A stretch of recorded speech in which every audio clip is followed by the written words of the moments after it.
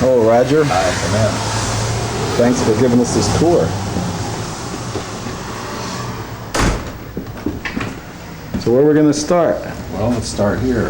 That's me, and this is a poster of one of my paintings here. This is me with in front of the mosaic I did downtown.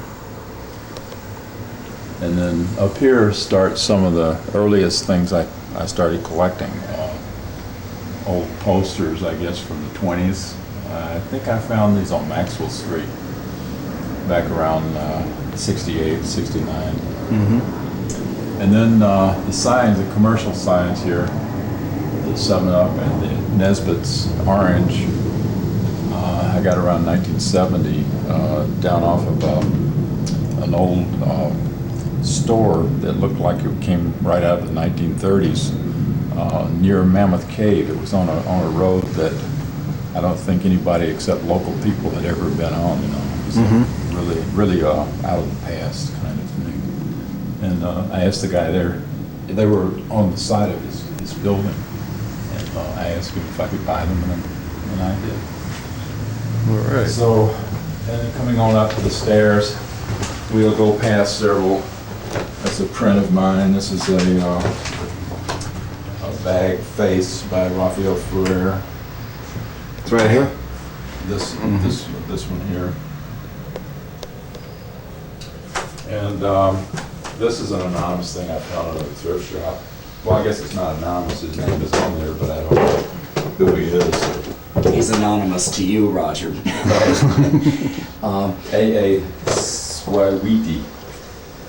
Roger, keep walking, but I'm interested that you mentioned that you got these posters and signs in 68 to 70, and you were still a student, weren't you, at that time? And what led you to go to Maxwell Street? What led you to actually, be interested in this kind of work? Well, Ray Yoshida, my teacher, had been going to Maxwell Street for years, and he got us all interested in going to Maxwell Street. And there you just found all kinds of things, things from popular culture like this, or, sometimes naive, one-of-a-kind kind of anonymous pieces. And that's where it started, really, is Maxwell Street. And then we come on out here, and along the way there are a few objects of popular culture, cookie jars, a couple of cookie jars. The Darth Vader plastic container for some of the figures that were kids played with. You open it up, it's like a little suitcase actually. And then here we have these are Pauline Simon, who was an early Chicago folk painter who showed at the Hyde Park Art Center. And back in the late 60s, along with the rest of us when we were showing. She was a student of Don Baum, and Don encouraged her and organized shows for her at the Hyde Park Art Center. This is a little European folk or outsider piece. I can't remember his name. I think it was Hungarian. Phyllis Skine handled the work, and I got the piece from her.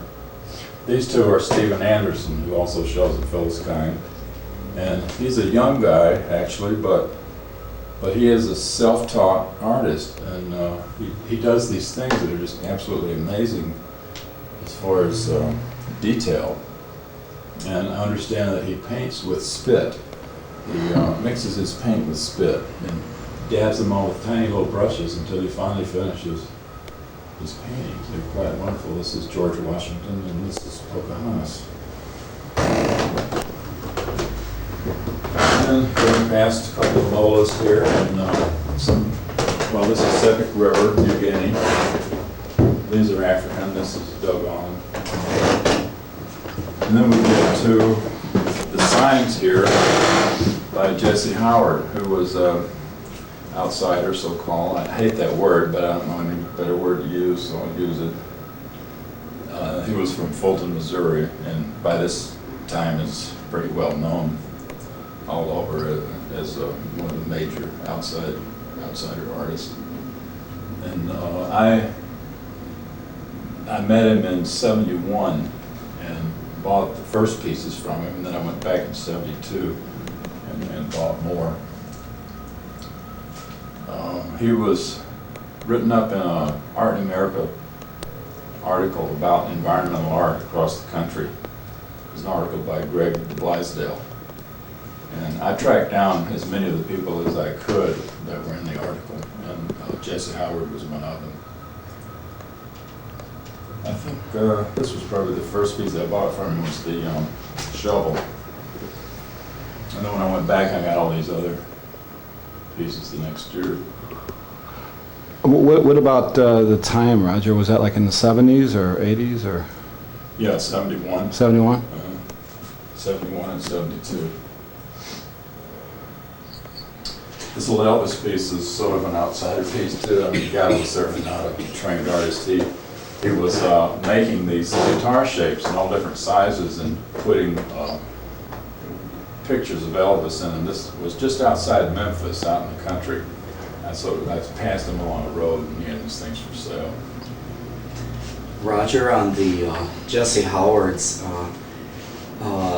the texts are always very interesting. They're very heartfelt, and do you see, I mean, did it bring out something in your own personality that you felt akin to somehow? Because I don't think people associate you necessarily with being a language artist. Right. No, I think it took, after many, many years, it did actually. I think the first painting that I did in 1981, where I used narrative text underneath it, I felt I was given the liberty to do that by Jesse Howard. And of course, it was maybe 10 years later that it finally came out in my own work, but it was certainly influenced by Jesse's being able to do that. And as time went on, I even more and more so, I would use text in my own paintings and sort of decided just to, just put it out there, you know. I mean, whatever I have to say, no matter how corny or cranky it might be, I'm going to do it because that's what Jesse did. And it worked for Jesse, so why not?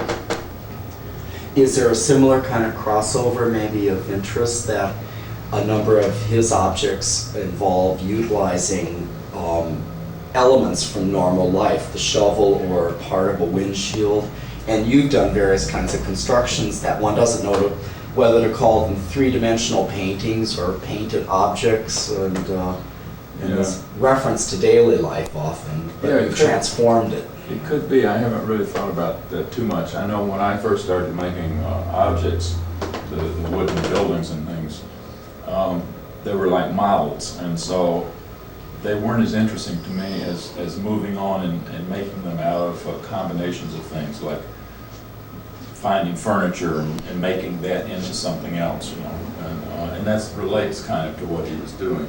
Or like the irons that you did, that you transformed these wonderful objects into other kinds of objects, right. You know, painting them so that they became transformed. Right, which is typical of a lot of outsider artists to do that, to sort of make use of throwaway items. This is the little Indian thing made out of a limb or some strange growth of a tree. Sort of interesting. I found that probably around the early 70s too, around 1970, 71, from, it was in a store window up on Clark Street, around, I guess around Foster Avenue or something. It was just sitting there for I don't know, it had been sitting there for years and years, and I asked the guy about it, and he finally sold it to me. I have no idea what it is, but an Indian head and a howling wolf or something. And then here we have Ramirez, my only Ramirez that I was able to get early on after Jim Nutt discovered work, brought it back to Chicago. I think this represents Mary, I guess.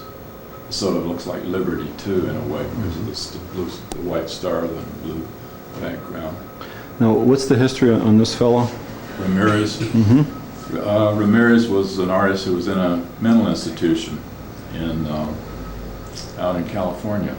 And Jim Nutt, when he went out to California to teach in Sacramento, I guess met this psychiatrist who had been the doctor for this guy. And he had saved all of the work that this guy had done over the years while in the mental institution. Martin Ramirez was his name. And well, there were stacks and stacks of drawings like this, many huge drawings. And at this point, he again has become quite well known as an outsider. A couple things. If you could maybe direct things more to me, because I don't think I'm taking the shots of you. And Ken, if you can kind of try to see, I mean, it's kind of hard for such tight quarters, but trying to like stay out of sight lines and things, because I mean, I couldn't do anything but like a really tight close-up of it, because you're sitting there kind of. Okay. So So do what we you can. want me to more look into the camera? Yeah, I mean, just kind of talk more this way. I mean, you don't need to, address the camera necessarily. All right. It's kind of hard. We don't have a lot of room. Okay, sorry. Okay, and then moving on from Ramirez here, have In fact, is there any way you could get it from? No, I guess you can't get over there. Huh? Down here? a couple of 4 or 5 Mexican votive paintings called retablos that the folk painters in Mexico paint for villagers who have usually have gone through some experience. They wish to thank a saint or whoever, and the painter paints these little things, and they're put up in the wall, on the back walls of churches, and eventually find their way into the hands of dealers who bring them back and sell them in the United States. I have had these for years and years. Those I think I found on a trip to Alabama, also in the early 70s. There's a egg carton cross from South Dakota.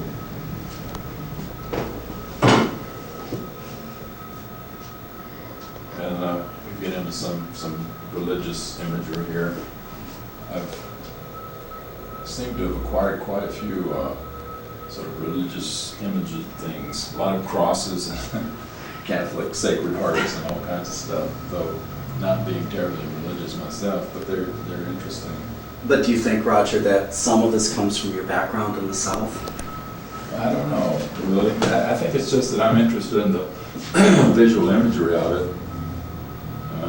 Of course, I think a lot of that background in the South was the reason for my being an artist in a way. It's like... Wait, elaborate on that. That's a very interesting thought.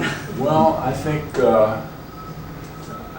growing up with sort of the idea of being a preacher, in a sense, I sort of ended up being a preacher in my work, I think. And I had also I think that the kind of, when you grow up in especially a fundamentalist religious atmosphere where God is a very fearful kind of person, being, I don't know, it does all kinds of things to you psychologically, I think is what I'm saying, which then goes into art. Penitente graveyard out near Santa Fe, north of Santa Fe, between Santa Fe and Taos. There's several villages there, and the Penitente religious sect are out there.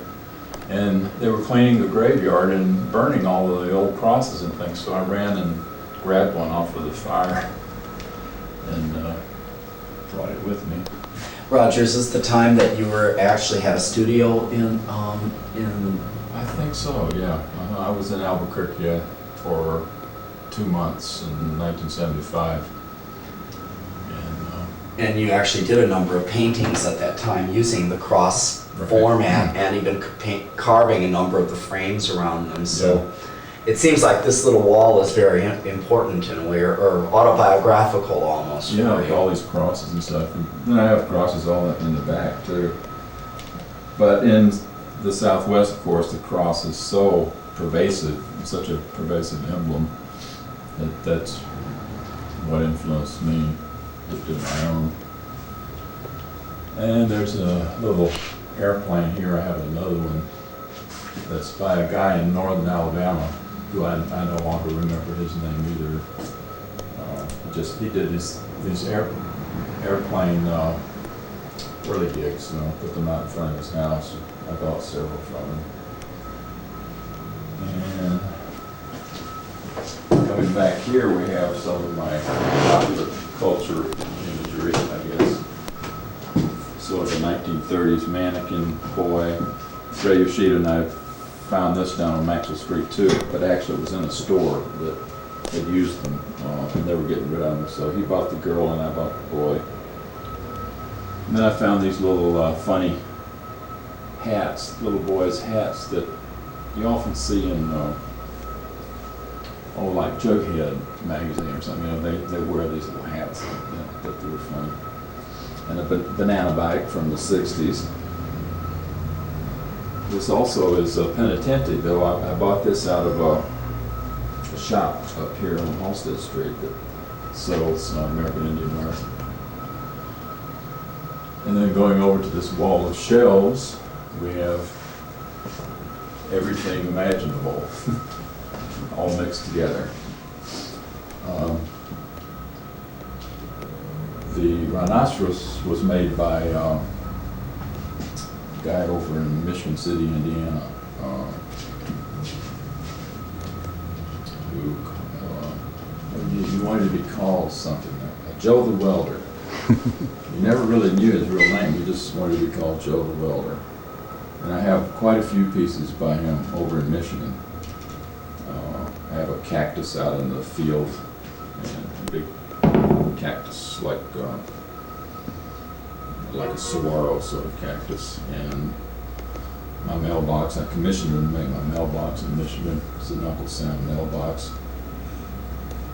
Now, how did you come to know of this man? Well, he had a welding shop on Highway 12 going to New Buffalo, and things were out in front, so I stopped. Like many people who have houses over there, or visited over there often.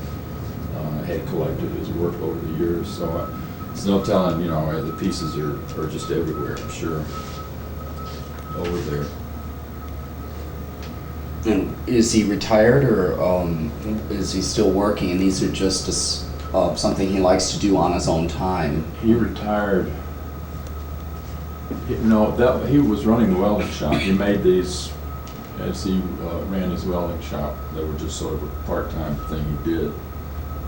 And once he retired, he sold his welding shop and stopped making them, as far as I know. And here are, let's see, here's a little Dawson, early Dawson, William Dawson. I have others in the back that we can see later. These are Mexican festival masks made out of leather. And I don't know what kind of, it's sort of like quills or something. This is a face jug by Metters, a guy from South Carolina, I believe. And these are two little face jugs by Jerry Brown, who's from North Alabama. This is by S.L. Jones. This is Edgar Tolson. A couple of paintings there from thrift shops. This is Mexican. And flea market things, these little emblems. It's a matchstick house I found down in Alabama, right outside of, near my hometown actually. It's in a flea market out there. And these model cars I found up in the 7 Mile Fair years ago, I guess around 70, 71 also. What are they made out of, Roger? They're made out of balsa wood. Are they? And I have no idea. You think they were kits, or? I don't know. I don't think so. I think they were one-of-a-kind type things that somebody made. Mm-hmm. For what purpose, I don't know. This sort of looks like an old Hudson, doesn't it? Yeah, it sure does. And this one, not sure what that one looks like. Looks like a Buick to me. Buick, yeah. 58 Buick.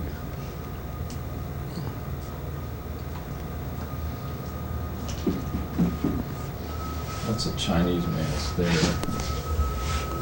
And there's a little trolley somebody made.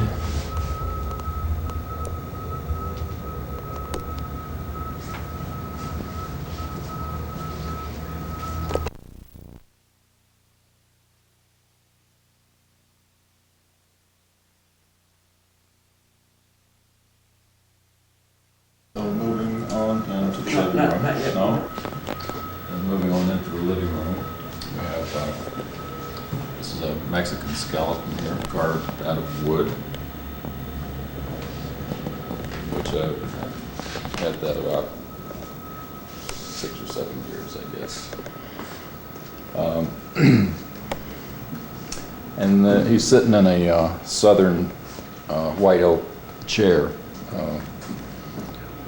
which I've been interested in collecting a lot of things from the South. Since I'm from the South, I collected a lot of chairs and baskets and ceramics. These are a couple of Jerry Brown ceramics, the face jugs.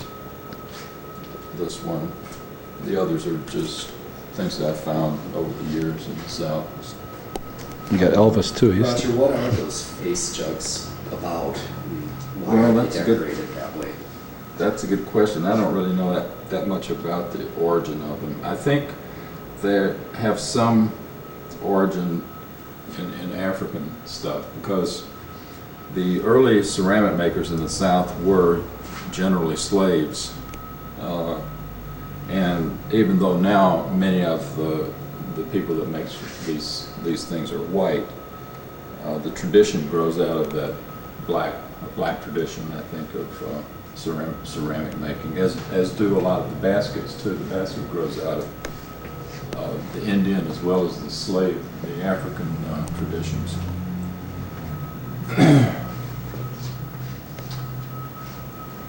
And I have collected some African and oceanic things over the years. This is a Sinefu bird. I'm not sure that I pronounced that right. But this is a Mexican mask I got in Oaxaca many years ago. That's another airplane by the guy from Alabama. And somebody's Coors beer that I got out in Albuquerque when I was staying out there. This is a Carl Worson mask here, Chicago painter. This is a little hat from Guatemala. This is a set that was manufactured starting in 1920. Skyscrapers. You could buy combinations of sets and build your own skyscraper, as you can see here. What are they made out of, Roger? It's metal. Is it like tin or? Yeah, tin.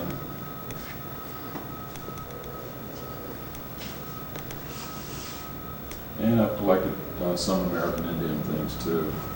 In fact, probably some of the first things I really collected, this was one of the first things. This was a Sioux Indian belt. And this bead bag here. All 3 of these bags actually I bought from at the same time, about 1968. They were really the first things that I collected, and then the posters and things I would get in the flea markets. But I would say these are about the first things that I started with, American Indian stuff.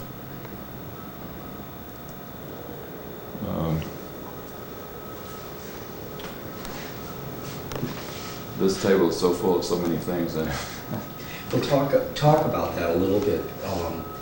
That it's clear in going through the collection or your house so far, you aren't rigid about what you put next to another object, and yet it's all about an environment. And Yeah. Can you talk about that? Yeah, well, to me, no matter what the things are, there's a thread of authenticity and intensity that runs through them as art. You know, expressions, whether they're made commercially like this. I mean, this was designed by some artist and then turned out commercially, but the the care and the intensity that went into the thought behind that is the same that went behind any of these things, whether they're African or oceanic or American Indian or outsiders or contemporary artists that I also, friends of mine, for instance, the paintings by Barbara Rossi and Ray Yoshida, Carl Worson, Art Green. Richard Ho, Don Baum. So it's really the intensity and the directness that ties it all together, all these different Yeah, cultures that you're coming from? yeah, I'd say those are at least two of the things Mhm. that I can think of offhand that has this thread of similarity, no matter how they were made or where they came from. To me, a Wasley chair has the same. It's the same. It's like it's just a great piece of design, and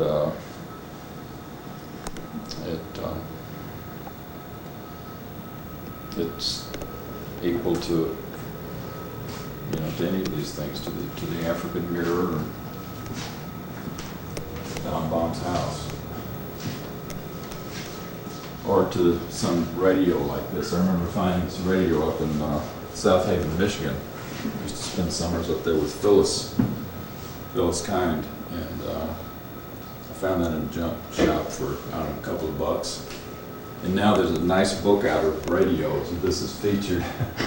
This particular radio is featured in it. Unfortunately, mine lost its little glass cover, but I mean, I didn't buy it thinking anything about its value, really, but it's sort of nice when you know something increases value. Found before anybody else did. Well, maybe you could talk a little bit about that.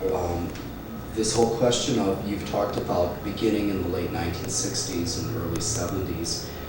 What was being collected by other people at that time? I mean, were there guidebooks for you, or was it simply finding things on your own? Or you've mentioned at times a number of artists who often have sort of put you on to going to certain places where you would probably find interesting materials, Maxwell Street.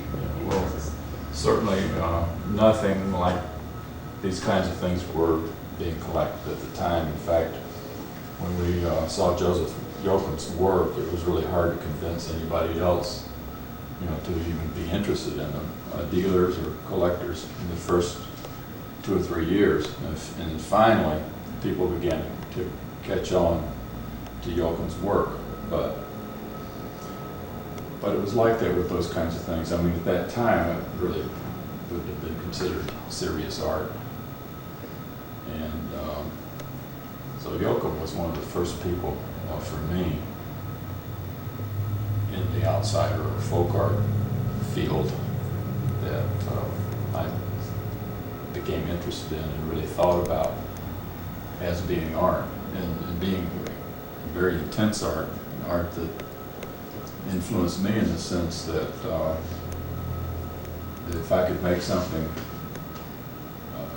with that intensity and that quality, that would be what I would strive to do. Not to copy that, to copy him or anything like that, but to strive to sort of parallel what he had done and what other of these artists, very strong outsider folk artists, have done.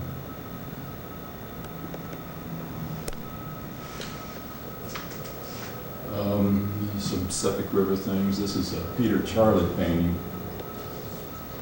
It was another one of the fairly well-known outsider artists, Is he from the South too, Roger? Or? No, I think he was from Pennsylvania. Uh-huh. And below it is Ed Flood Fox, who was a Chicago painter. Moving on over, we have Chris Ramper, who's also a Chicago painter.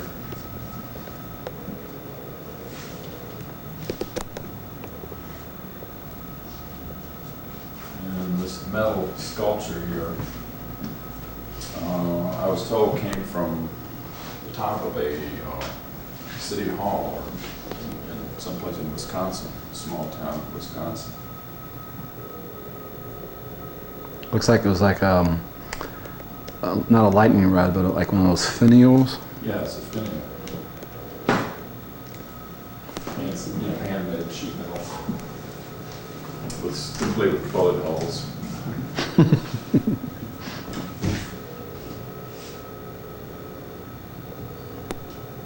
there's a Pacific River figure, a couple of airplanes. Do you still collect?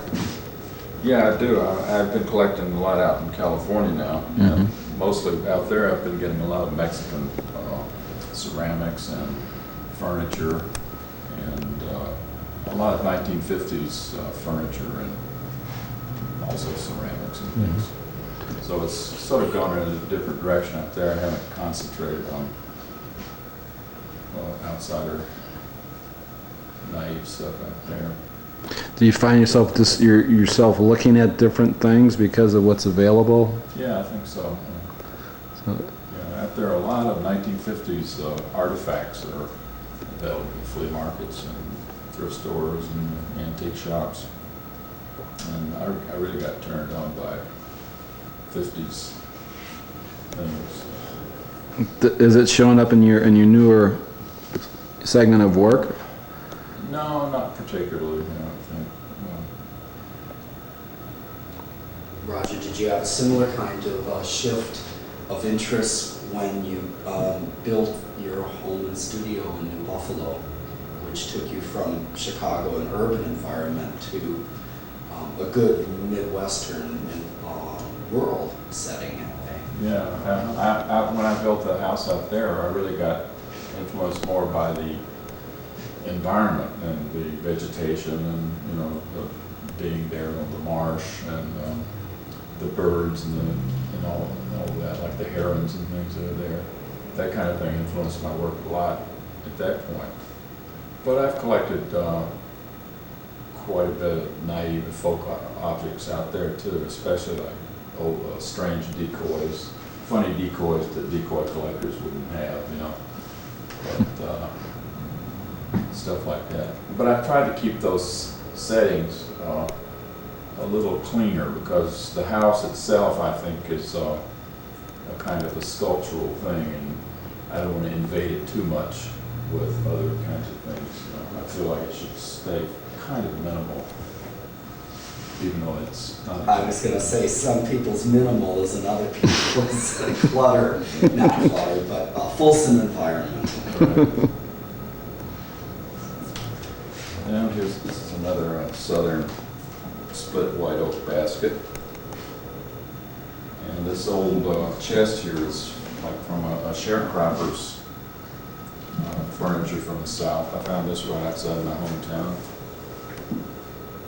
It's probably something from the 20s or 30s. I think this is a circus figure. I'm not really sure. It looks like a monkey and it kind of looks like a lemur, whatever you call this animals. They're kind of like monkeys. And hometown was where, Roger? Opelika, Alabama.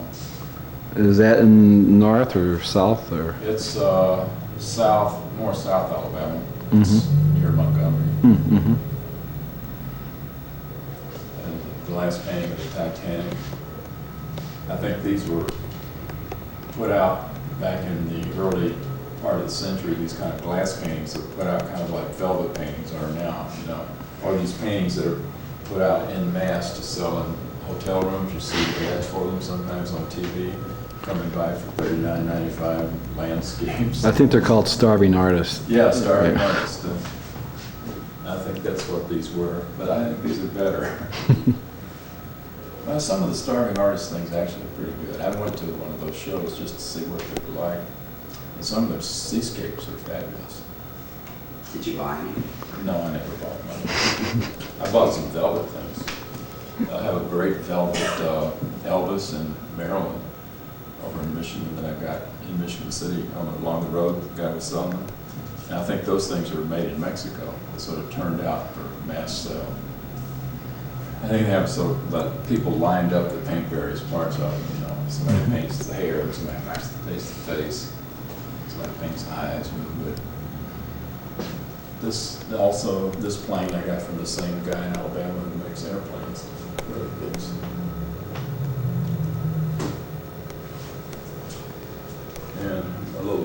variety of chairs here that I've collected around my table.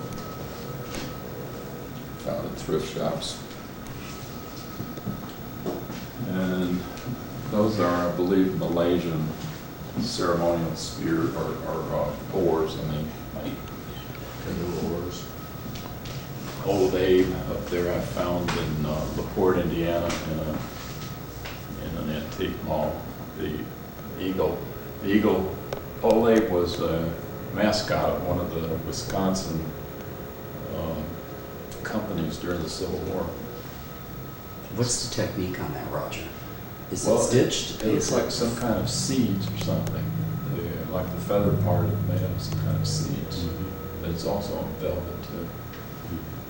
So I don't know how old it is. It might date all the way back.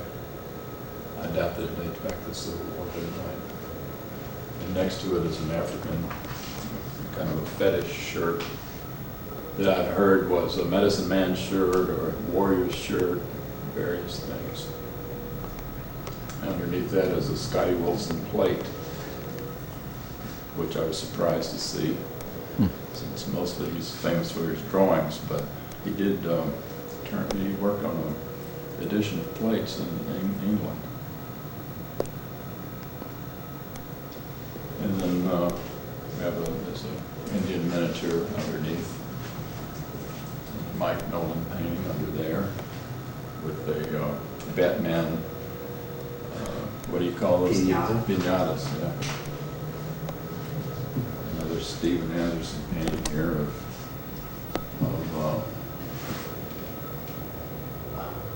indulgence, false love, power, all represented by various movie star ladies that he painted, represent these different emotions. And the one above it, is that a skiless? Yeah, and this is Skyless. Skyless.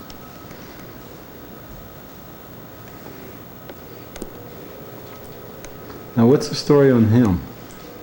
Well, he lived in Highland Park. I guess in the 50s and 60s, he painted these very meticulously painted paintings. And he would show some of them from time to time in the Art Institute Chicago and Vicinity show. I remember seeing them there back in the 60s. And then he died in early 70s. And Phyllis Kine started showing the work after he died. Was he self-taught? Well, it's hard to know exactly. I think to some degree, certainly, and maybe completely self-taught. He was from Greece and immigrated to this country, I think sometime in the 50s. And above it looks like some sort of farming instrument. Yeah, it's like a thing that you gather hay with, you know, and you cuts it and gathers it at the same time, so you can throw it on the wagon. And then there's another Mike Nolan here, and a Donna Tatelman, two Donna Tatelmans. And a couple of tattoo sheets here. Got from Ann Nathan's show of tattoos, what was it, 2 years ago. So these are like the drawings. Yeah, these are the designs for what they would, somebody can come in and pick them out and say, I want that on my arm. I have a lot of tattoo sheets that I got years and years ago also that are very nice, but they're in drawers, packed away. And this one looks like maybe this is yours. Yeah, this is one of the pieces I kept of my three-dimensional pieces. And a Jim Nutt, early Jim Nutt painting above it, Officer Duda. Let's get back.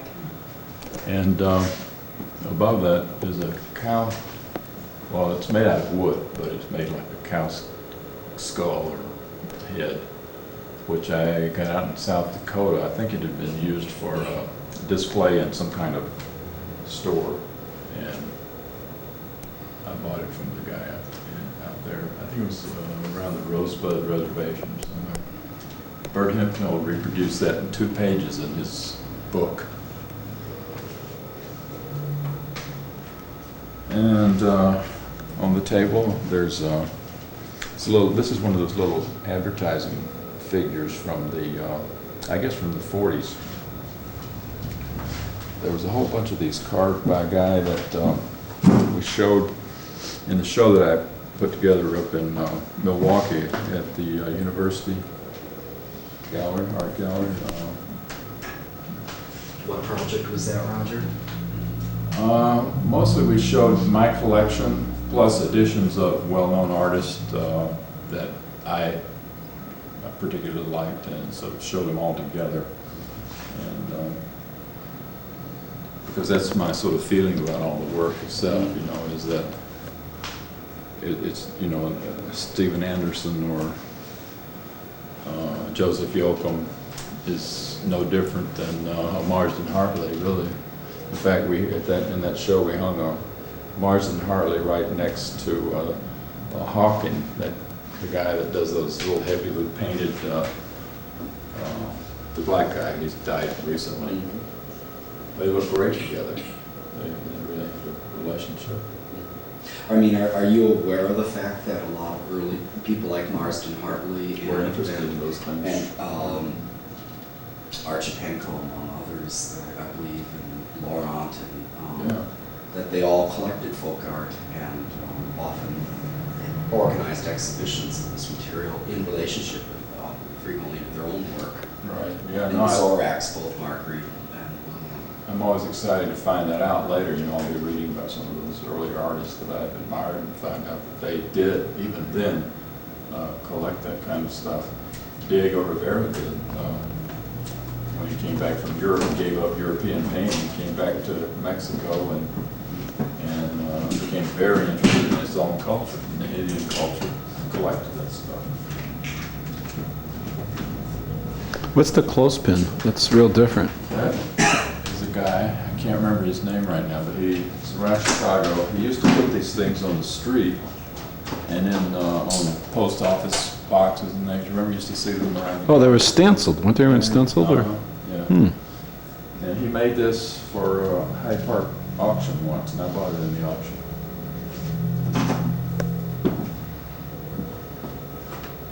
And then the large piece above it? Yeah, that is Davies, Glenn Davis. And Roger, the format of that looks like it's rather like various sideshow banners and all. It's Yeah. a prepared canvas with grommets and all, and unstretched painting surface, basically. Yeah, he has done a lot of real carnival banners for carnivals. Mm-hmm. But then he's a painter and he does his own sort of paintings that are influenced by those as well. And then above that, That's David Rossi.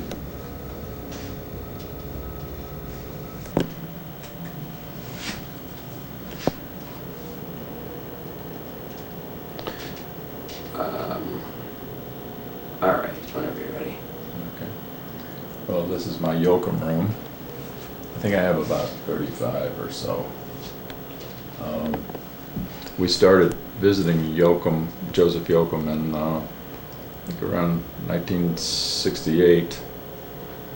He had had a show at a gallery up on Clark Street, and I believe Ray Yoshida and Jim Nutt saw the show and alerted all of us to the work. And I remember going to the gallery and I bought this piece here, actually, if you can. So that was the first one I bought at the gallery, which is the largest one I have too. And then we called him and started going down to visit him. And just about every trip we'd go down, we would buy 5 or 6 drawings. And so here they are. The show that you all saw up in Clark, was that, you said it was in a gallery, was that a gallery that you were familiar with, or? Yeah, the guy had opened it, he'd probably been open there for a year or so. His name was Ed Sherbane. And I don't remember anything else that he showed that was interesting, really, except that. Yoakum had shown in a church, I believe, sometime earlier. And I guess Sherbane maybe had seen that or something, and had put a show together at his own gallery. He and Mr. Yoakum had a lot of problems trying to settle up their accounts and things. And Yoakum got fairly disillusioned with art dealing. So he really, mostly what he did then was sell out of his storefront. And Whitney Halsted really sort of became a kind of mentor to him and took care of a lot of things for him, legal as well as when he was sick. I remember he was in a veterans hospital. Whitney would visit him at least every week and do a lot of things for him. And when Yoakum died, then Whitney had probably several hundred drawings left and gave them to the Art Institute, which is a current show at right now, and will be, I think, a traveling show at some point, largest show, borrowing other people's things from other people's collections.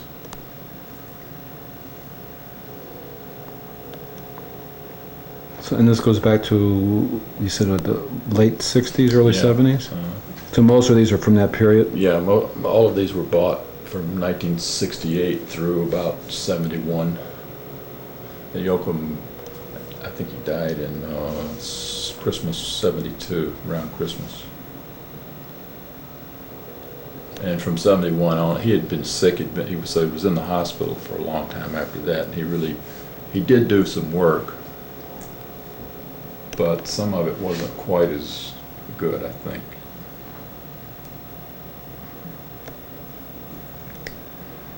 And on this sofa here, you have all these. Those are molas. Most of them I bought in New Orleans several years ago. Mhm. And the little penguin-like one I bought. That's the oldest one I have. I got that years ago. I find it interesting, just the design shapes with the Yoakums are really fascinating to me.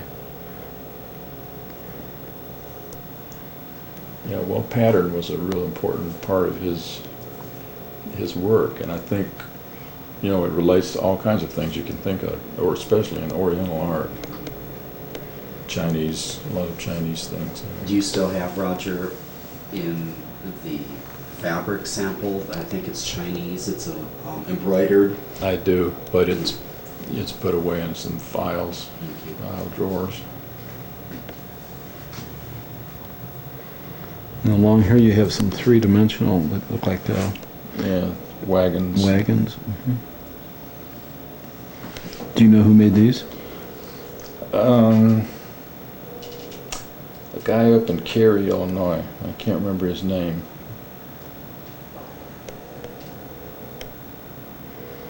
They look like there might have been toys or... Yeah, they were made. Yeah, probably made for toys, though. I don't know. He may have just made them for models of those kinds of wagons. Now with the Yoakums, I know some were more colorful than others. Did he just go from whatever he wished to do, or was there like periods when he did more color and periods when he didn't? Well, I'm not sure whether he intended at some point in the future to put color into these or not. I kind of think he did. He would. These are just sort of black and white drawings in themselves, but I think they work beautifully by themselves. But I think he might have actually intended to add color to them at some point. I seem to remember even when we asked about buying the drawings, he even said something to that effect. Well, they're not colored yet or something, Did he travel to these different places? Like there's a lot of New Brunswick and Canadian and different areas. Well, he claimed to. but in his old age, he really, some of the things he would say was hard to believe because they were pretty fantastic. Like he'd just come back from Brazil or something, and sometimes there was a story of having been on a plane that was made to land in New Mexico by a UFO and stuff like that. So it's hard to know. Mm-hmm. He's claimed that he traveled early in his life with the Ringling Brothers Circus. So these are all recollections of his travels. He didn't like draw while he was at these locations. No, in fact, he didn't start drawing until he was an old man, probably around 65. He died when he was about 80. So he had only really done these for probably 10 or 15 years.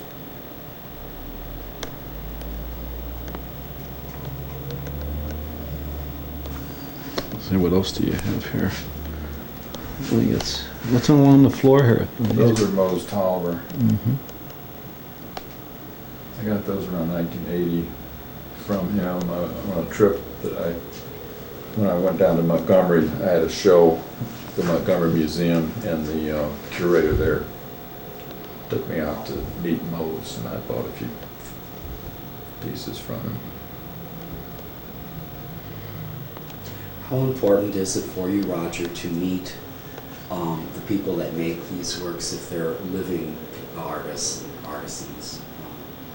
Well, when I was younger, it was exciting, to go and meet them and track them down and drive several hundred miles across country to find them and meet them. But sometimes it was kind of depressing too, because often they're old people, and I think part of the reason they do it is to gain a kind of attention and company. They enjoy the people that visit them to buy these things often. And I remember visiting this guy who was also in the Art in America article down in Kansas someplace. He had surrounded his house with glass bottles and all kinds of found objects and things, and just sort of created this whole fence around his house made out of these crazy things. And then I kept knocking on the door, and finally he came to the door. And he was sitting in the back room. He was making himself a peanut butter sandwich. He was real old, and he was almost blind. And he had fixed he had put thread all through the house, strings through the house, connected to various lights in various rooms and things, so he could find his way through and pull these things and turn lights on and stuff like that. It was kind of sad and depressing, really. But it was exciting to see what he had done, and I believe that the Lawrence, Kansas, that group down in Lawrence, Kansas, I believe, kept the Spencer Museum, I think. They kept as much of it as they could. What's in the next room? One behind the door. Three Ligotis, and one Aldo Piacenza.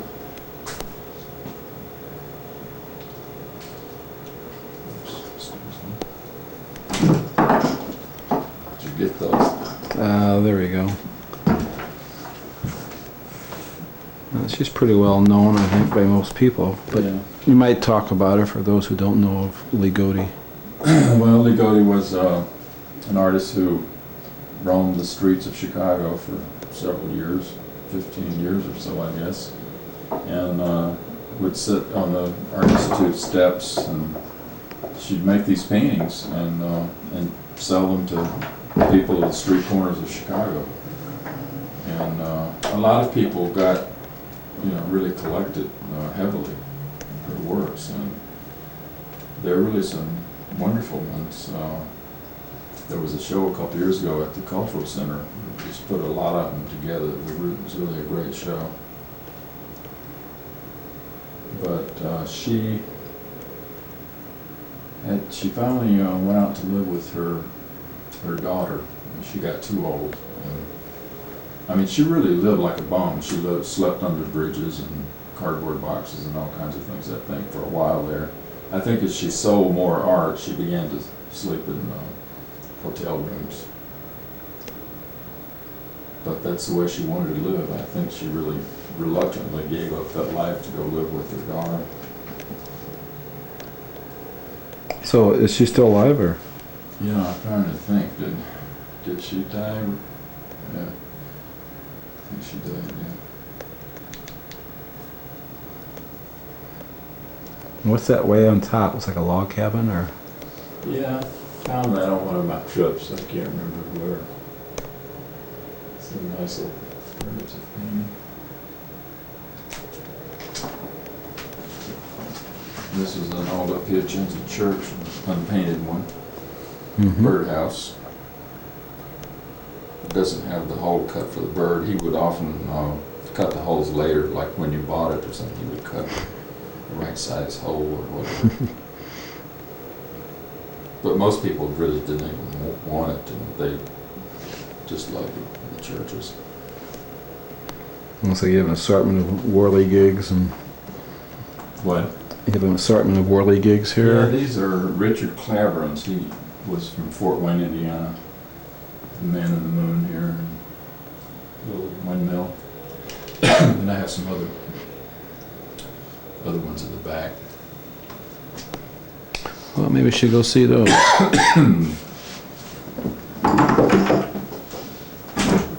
This, I put a lot of my southern things that I've collected in the South, like these are Jerry Brown's ceramics over here. These ceramics are old ones. These are from Edgeville, South Carolina, which was a ceramic production place before the Civil War.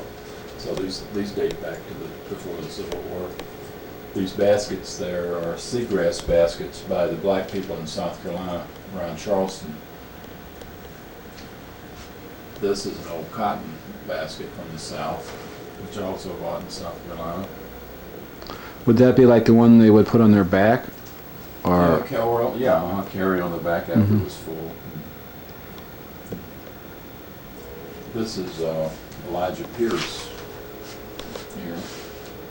This is by my brother, Greg Brown. These are the Jerry Brown face jugs and other ceramics. Just really nice southern pottery. This old chest here was my grandmother Brown's pie safe. And I got it after she died. And now I keep my genealogical material.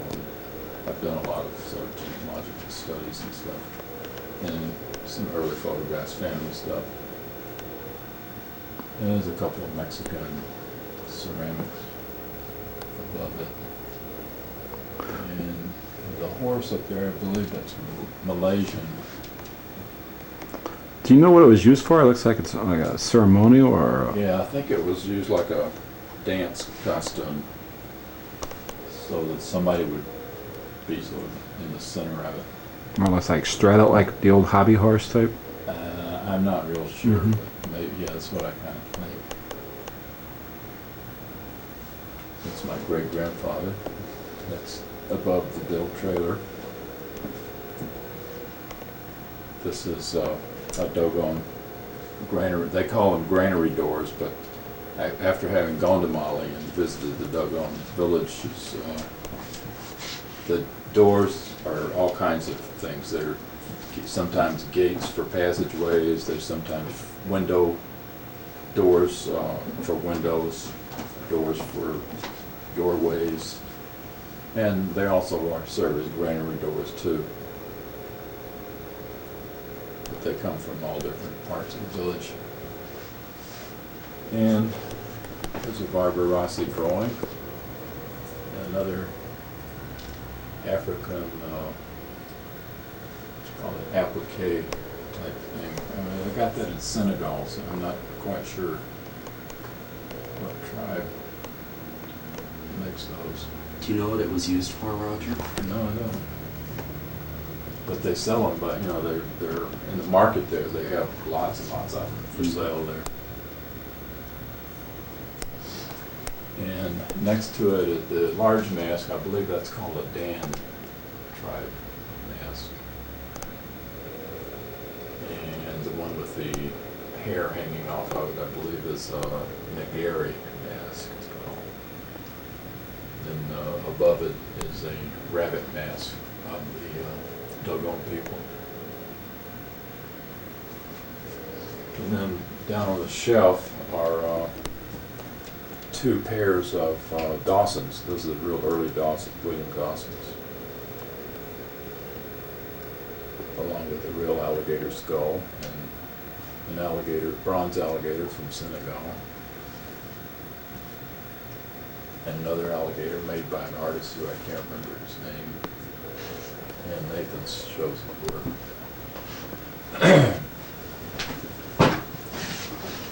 And then these large monoprints here are by Robert Gordy, who was a New Orleans artist. And in between is another Dogon mask.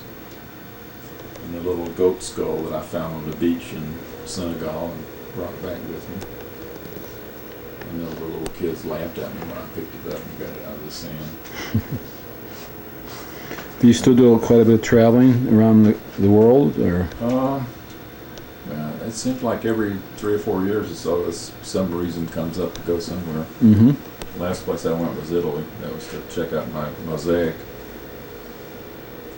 And these are little pipes. This is, I guess, a Cherokee. It was found in a mound down in Barstow, Georgia. I bought that from a dealer. And this one I bought in Kentucky in some little shop roadside. I have no idea what it is. Do you have any idea how old they are? Or? Not really. Mm-hmm. But I would say, 100, 200, 300, who knows. Mm-hmm. And if it was dug out of a mound, it could well be, 300, 400, 500 years old. These are Dogon headdresses, male and female.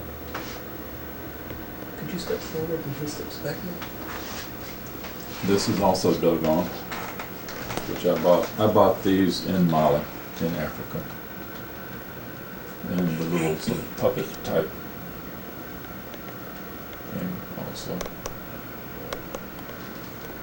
Is you have really a lot of African artwork throughout your whole collection. Is this still an ongoing interest in you? Well, it is if I come across, something that I really like. Mm-hmm. I don't really make an effort to go out and collect it, but I just invariably come across something that I like. I like having visited Mali, and I believe it was 1989 that we went. And you're there in Mali. These things are they're available. We went to a shop in the Grand Hotel, and they just had fabulous things there, which were obviously authentic, like these headdresses. They say this stuff is not available, but if you go, or it's not real, not available anymore. But the fact is, those tribes are ongoing. If you go out there, they live just like they have for hundreds of years, and they continue to make these things. And these things are handed down, I guess, in families for use in festivals. And I guess when they want to sell them, they do, and make a new one or something. So they continue. This, it isn't necessarily old, Mm-hmm. but it's authentic. And on the lower shelf? Yeah, that's a William Dawson in between a couple of Bambara figures, which are, Bambara is a tribe that live right near the Dogon. The Dogon live more or less on the cliffs and in Mali, and the Bambara live out in the plains beyond the cliffs. And these are Dawsons here. Mm-hmm. This one's Chicken George. No, he was from Chicago, right? Yeah. Yeah, he lived down on North Avenue in a retirement home. And Roger, what's the story about Chicken George?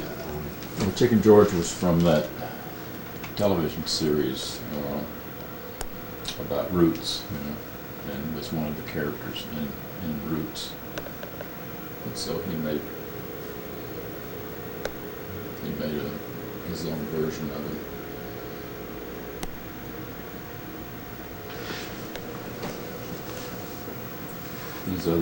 These paintings here are early paintings of mine. These were in my first show, as well as the ones above there.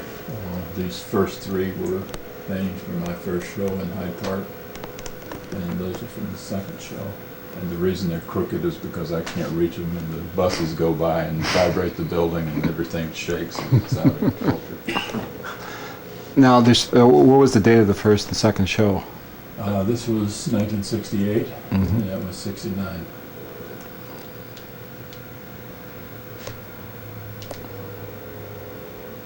Roger, do you know, did Mr. Dawson begin carving only after he retired? Yeah, he retired. I believe he worked in one of the grocery companies, with the wholesale grocery companies, or produce companies.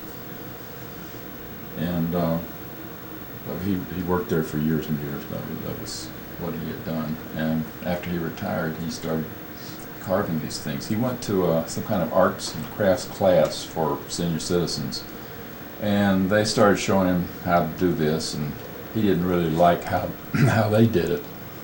So he went home and did it his way.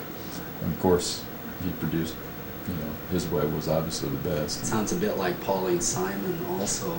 Yeah. I think she had some sort of Saturday afternoon classes at the School of the Art Institute, but ultimately did, once she got some technical things under her belt, Yeah. did what she felt she should. Yeah, I think when she finally started taking some lessons from Don, is when she really started doing her own, because he encouraged her to just to do her own thing.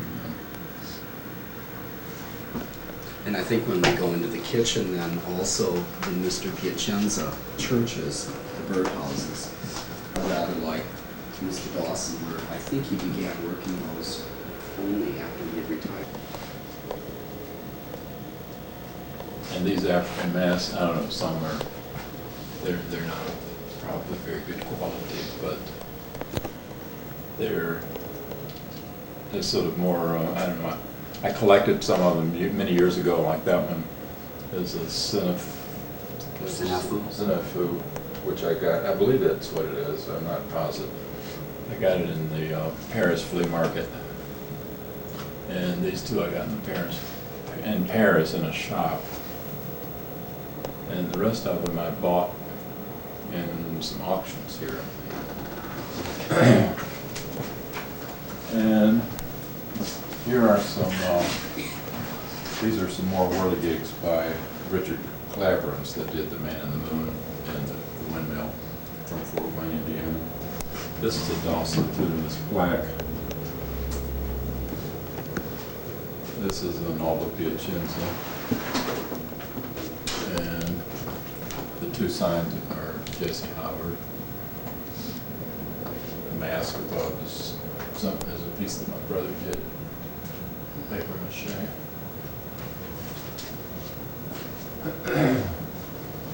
And this is kind of my Indian wall here. This is I believe it's second phase Chiefs style woman's blanket. I believe that's what it's called. And some cachinas that I bought on various trips down in New Mexico. Although the doll on the left is Yeah, that's Seminole. It's an old Seminole doll because the more modern ones have this type of stuff, like Rick Rack or something, or Rick Rack, or that kind of stuff. And the old ones are like that, or just usually very simple strips. and above the Seminole Indian dress and cape. Well, it looks like tramp art, but I'm not sure. It's almost, I guess it's tramp art. Do you think it is? Well, why do you doubt it?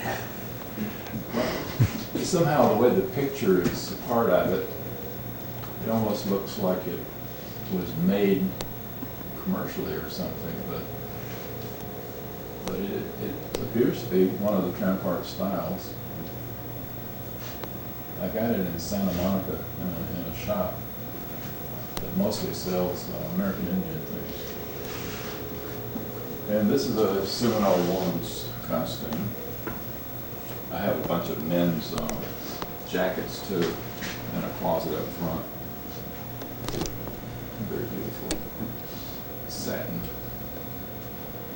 And that's another Dublin door. And what about, I mean, and sort of in the center of that wall is a large wood plaque. Who made it, or what's the story of it? I have no idea. I bought it in an antique shop on Lincoln Avenue many years ago. And I had no idea what it was, and still don't. The axes are marked, the name of the wood that they're made out of. So, you know, you can take guesses from that it might have been some kind of woodworker's shop, or cabinet maker's shop, or something, with types of wood, Or a class project for an advanced woodworking class. it would be quite advanced. Maybe somebody that was crazy enough to spend all this time. It sort of reminds me of Cliff Westerman, and with his objects, that he was always very careful to describe, often underneath, the types of woods and materials they were made of. Maybe it's really Cliff Western. And flanking it are... Those are Sepik River processional pieces, I was told.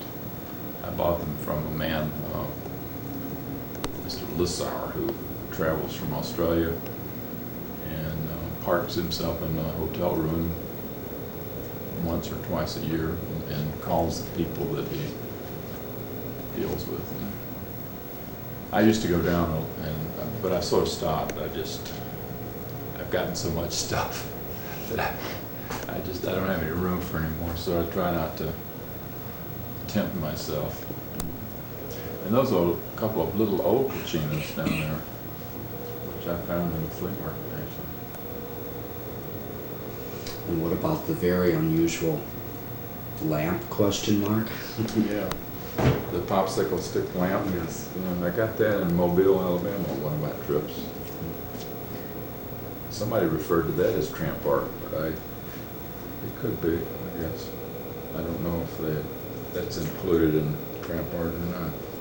I've seen a lot of popsicle type objects, but I haven't seen them quite as decorated as this, with No. all these elements of beadwork and looks like marbles and other objects. So, Right.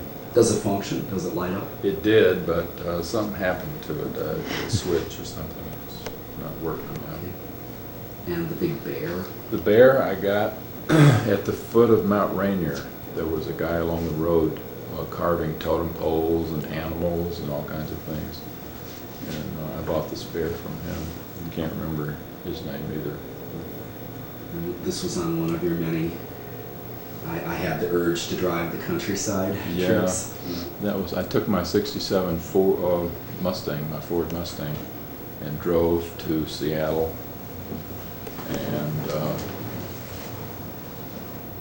that was, I think, 77, around May of '77. I brought that bear back in the back of my Ford Mustang in that little trunk. It's amazing that you keep your eyes open all the time when you're traveling. Yeah. I mean, it's clear that one of the aspects of the making of this collection is that you have a natural curiosity and you pursue it. And you're very open-ended on what you're looking at. Yeah.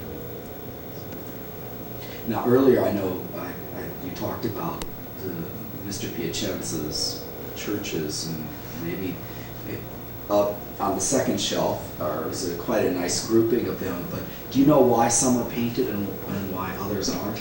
Well, actually, because George Veranda asked him, well, when we visited him once, and I was buying the painted ones, and George didn't like the painted ones. He thought they were messy. And he asked Mr. Piacenza to make an unpainted one for him. And So this was an architect making a request. Right.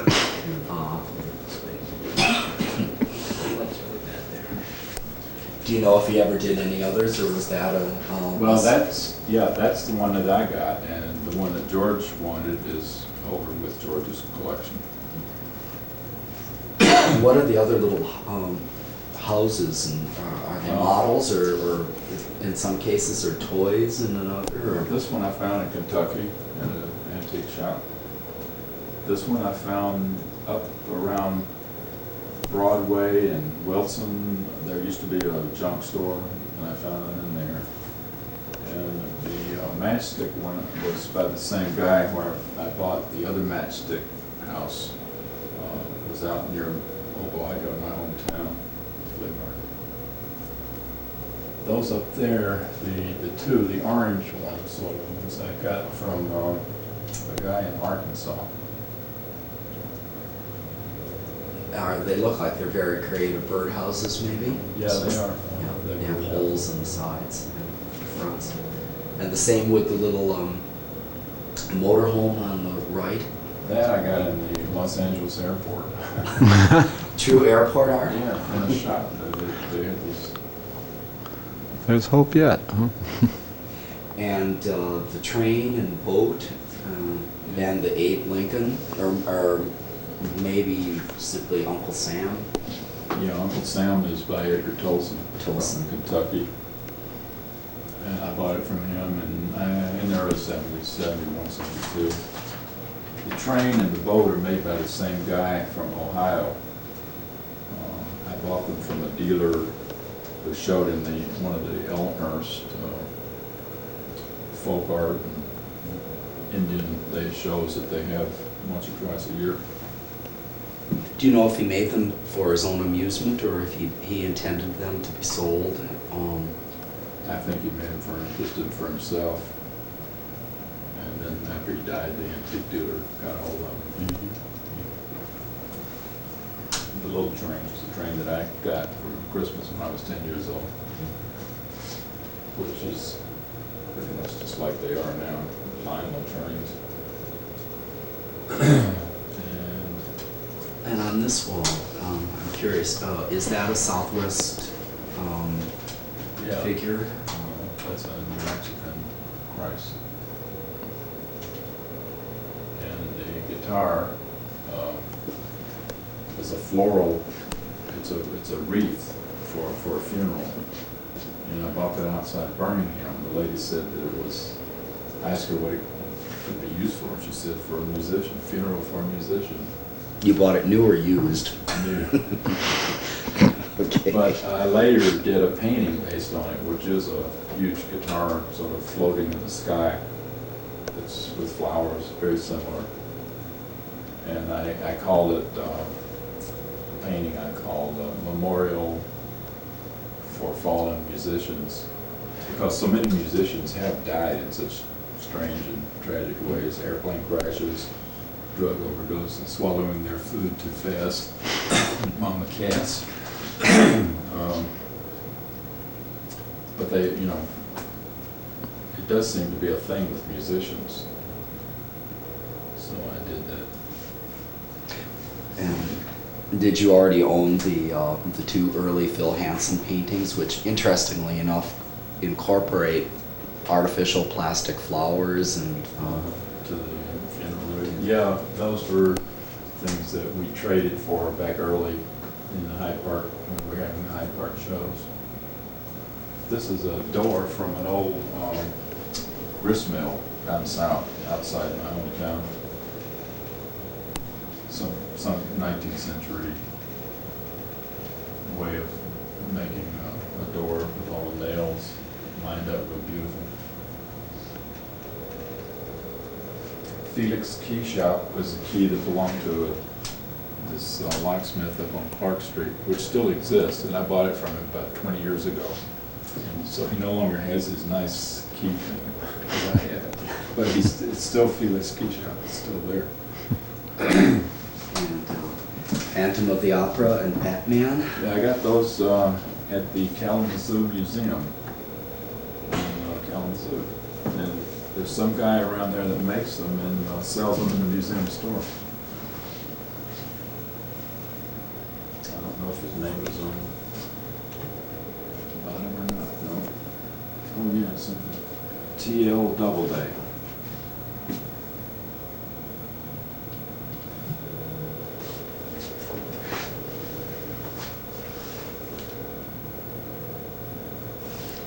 Now, earlier, I know you were saying that at times you tend to forget the names of the artists who made some of these works and all.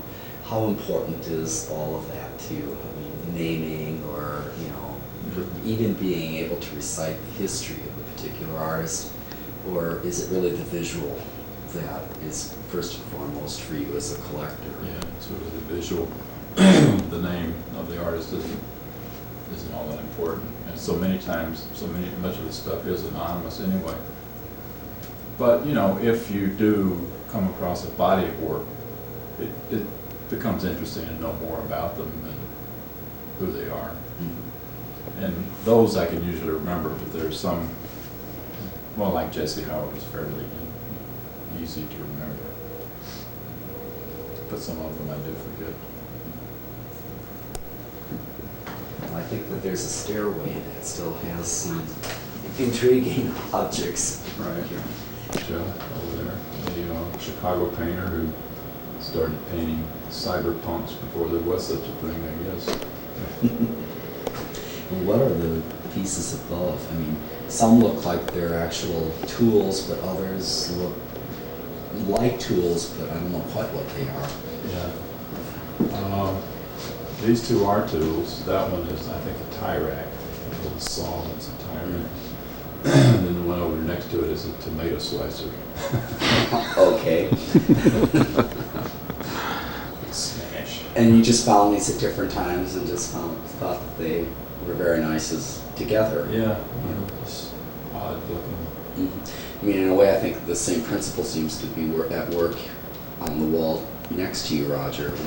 Yeah, with the cow skulls. And then those interesting objects below. Those are Phil Hanson's cloth pieces that he made back in the 70s.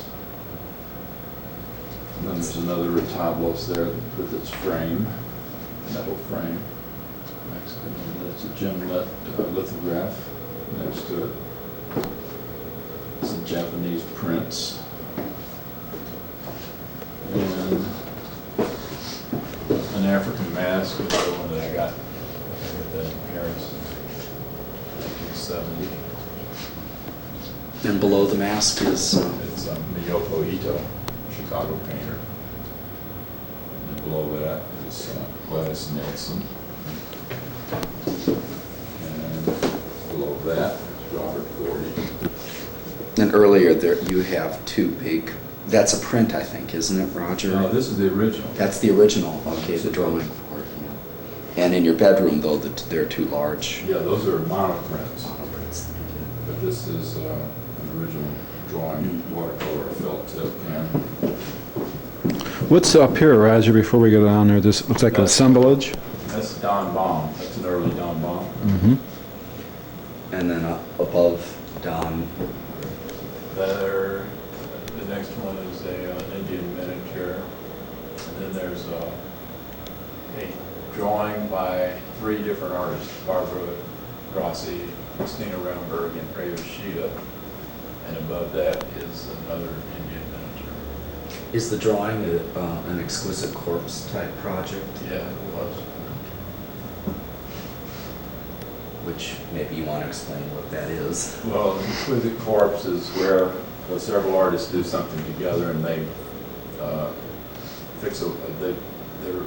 they hide the portion that the other artist did, so that the next artist who draws, they hide everything except a little edge showing, so that the next artist can start with that edge and then continue to draw another section, and then he covers the same part, and another artist draws the section, and then they see what they have when they're all finished.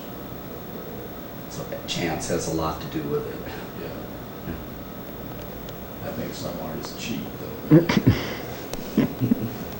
Then on that other wall are a bunch of Persian miniatures. Pages of the book, I believe. And then on the floor there is that's P.M. Wentworth. He's another artist that Jim Nutt discovered out in California. I think he was also in the same institution that Martin Ramirez was. So he's part of what we categorize as untrained or outsider, self-taught. And Roger, at the foot of the stairs are a group of 4 paintings that look, like an interesting gathering of the kinds of works that interest you a lot, and maybe you should want to talk about each of them. Well, this one is Haitian. And the one, well, that's Haitian. This is Maldonado, who is a well-known outsider artist. And this is Pauline Simon. This one, and there's one over here, is by a guy who was the owner of a radio station that my uncle worked for, and in his off time he painted. And I think they're really wonderful paintings. In a sense, he was an untrained painter, but he was a very sophisticated kind of person too. To me, they're a lot like some of the early 30s painters, some of the Stieglitz people. Like Charles Sheeler and the Precisionists. But they have that nice kind of untaught edge to them, Want to go through point out what each one is again? Yeah, this is a Haitian painting here, and this is a Maldonado, and this is Pauline Simon. And this one is I can't remember the man's name. Bartlett, Sam Bartlett. He was owner of a radio station where my uncle worked over in Sterling, Rock.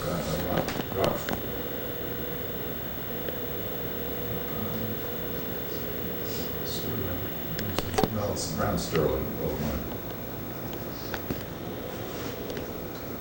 It's kind of amazing how this little corridor or stairwell kind of is like the whole apartment, that it just brings together a remarkable gathering of disparate objects that all seem absolutely right and comfortable. I mean, and how do you put it all together? I mean, what guides you when you come home with a treasured new object? I don't know. Sometimes it's because the content or something relates or subject relates, but often sometimes it's just sort of like a magnet. It says, "Put me here," and I just follow it.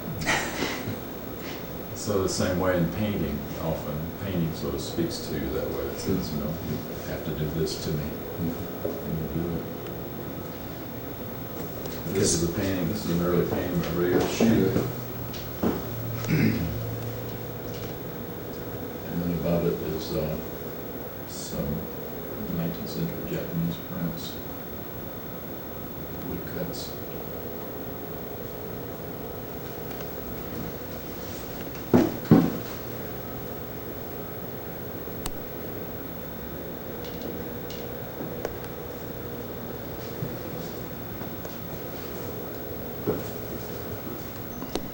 I'm sorry.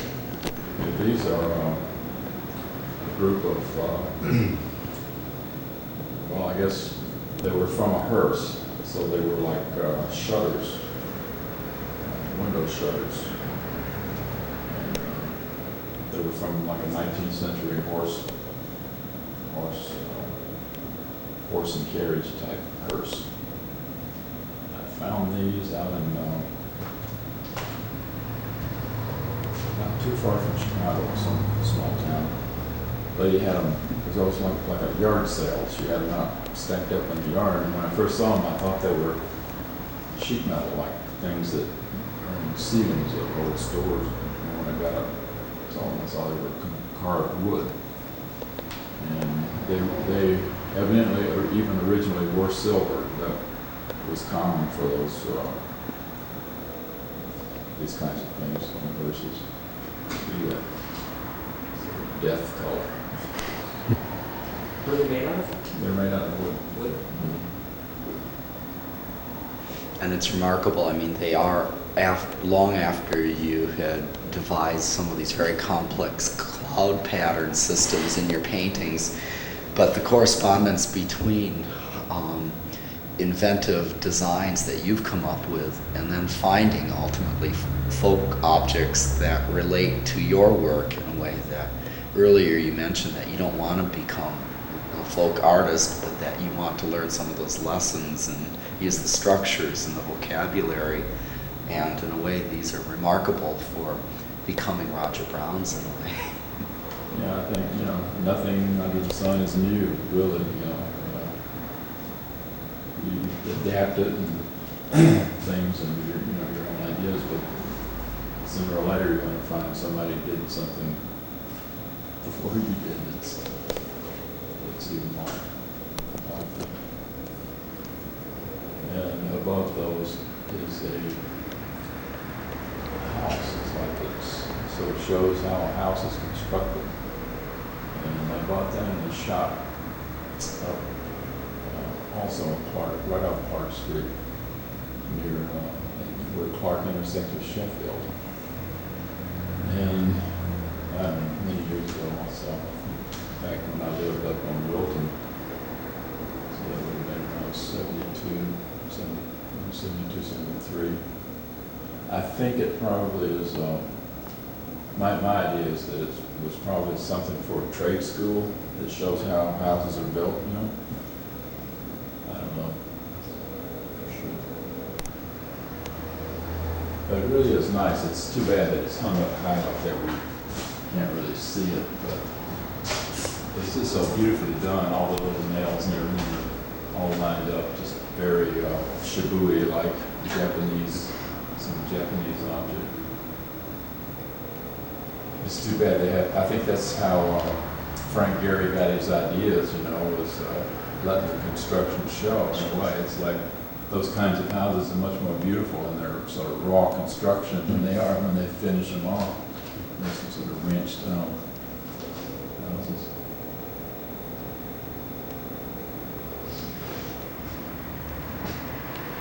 But I think that pretty much covers it.